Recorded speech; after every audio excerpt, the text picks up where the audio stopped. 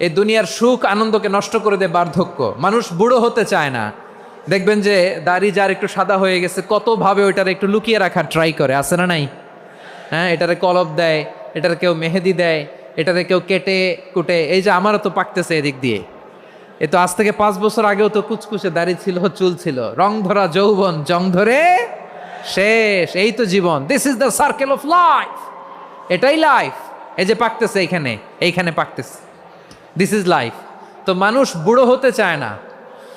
এখন দেখবেন যে অনেক শ্যাম্পু বেরোইছে, শ্যাম্পু অ্যান্টি এজিং শ্যাম্পু। কি এজিং? Anti ageing. ক্রিম বের হয়েছে, ক্রিম অ্যান্টি এজিং ক্রিম। এটা বলে অ্যাট্রাকশন লাগায় আর কি, যে এটা মাখলে মানুষ আর বুড়ো হয় না, এই শ্যাম্পু দিলে মানুষ আর বুড়ো হয় না। ভারতের একজন ধনকুবের আছে, নাম শুনেছেন না? মুকেশ আম্বানি। ওনার স্ত্রী নীতা আম্বানি, আমি একটা নিউজে দেখলাম যে তিনি গোল্ড ওয়াটার খেয়েছেন। 1 বোতল গোল্ড ওয়াটারের দাম মোস্ট লাইকলি $60,000, $60,000 1 বোতল গোল্ড ওয়াটার। কেন? এটা খেলে বার্ধক্যের ছাপ নাকি চেহারায় লাগে না। কিন্তু মানুষ যতই বয়স ধরে রাখতে চাক এই দুনিয়ার জামিনে, সে কি তার বয়স লুকাতে পারে? আমার কলিজা টুকরা সিলেট, আওয়াজ করে বলেন, এই দুনিয়ার জীবনে বয়সকে ধরে রাখা যাবে? এই পাশে কোরাইশ, এই পাশে মুসলমানেরা। বিশ্বনবী জালামাই ভাষণ দিলেন, বললেন, কুমু ইলা জান্নাতিন আরদুহাস সামাওয়াতি ওয়াল আরদ উইদ্দাত লিল মুত্তাকিন। ও আমার সাহাবারা, ওই জান্নাতের দিকে ছোট, যেই জান্নাত আকাশ জমিন বিস্তৃত। তোমরা দেখতে পাচ্ছ এটা বদরের ময়দান না, এটা আল্লাহর জান্নাত। আওয়াজ করে পড়েন আল্লাহু আকবার। বিশ্বনবী বললেন, ছোট ওই জান্নাতের দিকে, যে জান্নাতের বিস্তৃতি আকাশ জমিন বিস্তৃত।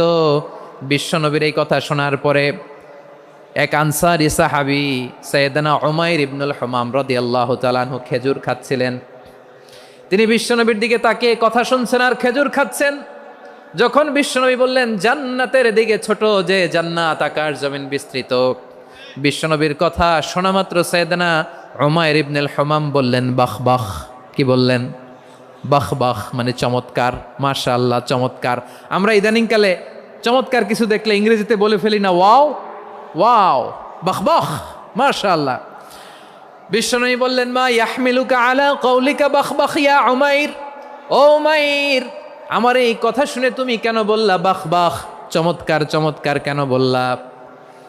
সাইয়েদনা উমাইর ইবনে হুমাম রাদিয়াল্লাহু তাআলা আনহু বললেন, ইয়া রাসূলুল্লাহ, আপনার এই কথা শুনে আমি বড্ড খুশি হয়েছি, আর আমি প্রত্যাশা করছি আমি যদি ওই জান্নাতের মালিক হতে পারি তাহলে কতই না ভালো হতো। সুবহানাল্লাহ বলেন। বিশ্বনবী বললেন, ছোট ওই জান্নাতের দিকে, যে জান্নাত আকাশ জমিন বিস্তৃত। আপনার এই চমৎকার মুখনিসৃত কথা শুনে আমার হৃদয়ের মধ্যে জান্নাতি হওয়ার বাসনা জেগে উঠলো, এজন্য বলেছি বাহ বাহ, আমি যদি ওই জান্নাতে যেতে পারতাম কতই না ভালো হতো।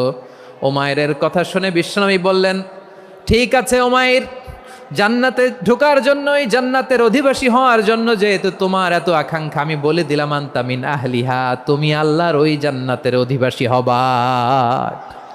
যাও উমাইর, তুমি ওই জান্নাতের অধিবাসী, ওই জান্নাতে তুমি ঢুকবা, তুমি জান্নাতি।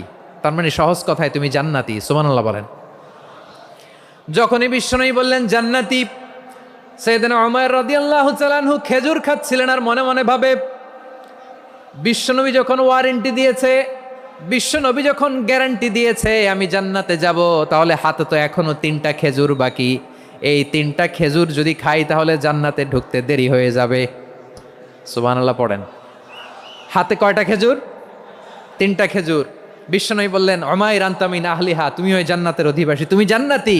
উমাইর চিন্তা করলেন, আমি জান্নাতি, নবীর মুখ দিয়ে যখন বেরোইছে ওই জান্নাতে তো আমার ঢুকতেই হবে, কিন্তু হাতে 3টা খেজুর খেয়ে যদি জেহাদের ময়দানে যাই তাহলে জান্নাতে যেতে তো দেরি হয়ে যাবে। এই চিন্তা আসা মাত্রই খেজুর 3টাকে তিনি ছুঁড়ে মারলেন, তলোয়ার বের করে আল্লাহু আকবার বলে বদরের ময়দানে ঝাঁপিয়ে পড়লেন। আল্লাহর শত্রুদেরকে কচুকাটা করে এক পর্যায়ে শাহাদাতের সুধা পেয়ে নিজেও জান্নাতি হয়ে গেলেন। পড়েন সুবহানাল্লাহ। আমরা দুনিয়ার বুকে আমরা হয়েছি দুনিয়ার পাগল, ক্ষমতার পাগল, সম্পদের পাগল, খ্যাতির পাগল। বিশ্বনবী তার সাহাবাদেরকে বানিয়েছিলেন জান্নাতের পাগল। পড়েন সুবহানাল্লাহ। সূরাতুল আহজাবের 45 এবং 46 নম্বর আয়াত আমি তেলাওয়াত করেছি, যেখানে আল্লাহ তাআলা বিশ্বনবীর 5টি বৈশিষ্ট্যের কথা বলেছেন। কয়টি?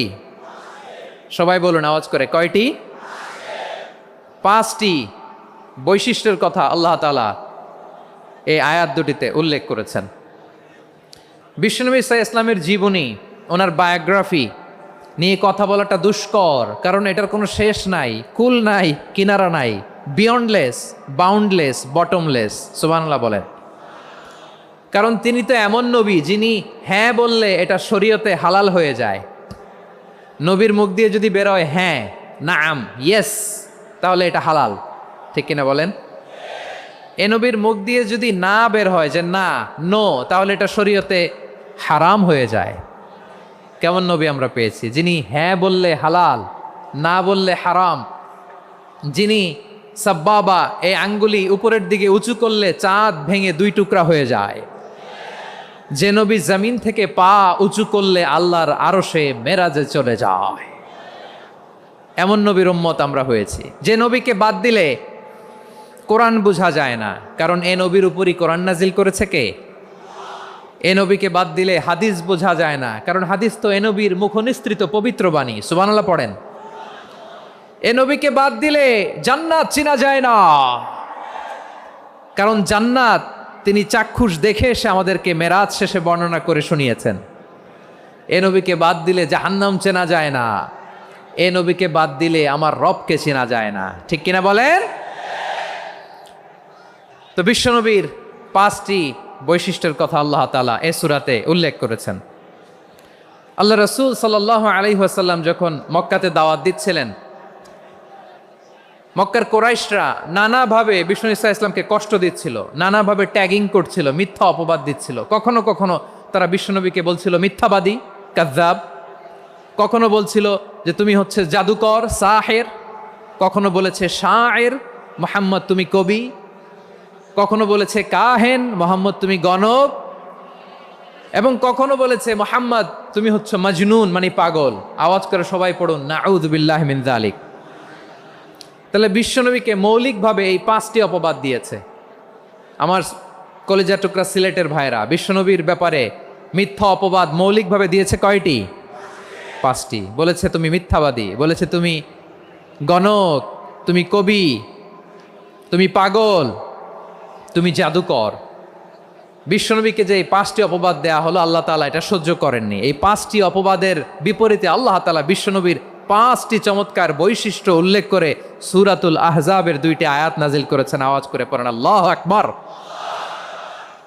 5টি চমৎকার বৈশিষ্ট্য সূরাতুল আহজাবের ভেতরে রব্বুল আলামিন উল্লেখ করে আমাদেরকে জানিয়ে দিচ্ছেন, ইয়া আইয়ুহান নাবিয়্যু ইন্না আরসালনাকা শাহিদান ওয়া মুবাশশিরান ওয়া নাযীরা ওয়া দাঈয়ান ইলাল্লাহি বিইذনিহি ওয়া সিরাজাম মুনীরা।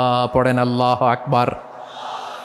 রব্বুল আলামিন ডেকে বলেন, ও নবী, নিশ্চয় আমি আপনাকে সাক্ষ্যদাতা রূপে প্রেরণ করেছি, সুসংবাদদাতা রূপে প্রেরণ করেছি, সতর্ককারী রূপে প্রেরণ করেছি, আল্লাহর দিকে আহ্বানকারী রূপে প্রেরণ করেছি, আর আলো দানকারী চেরা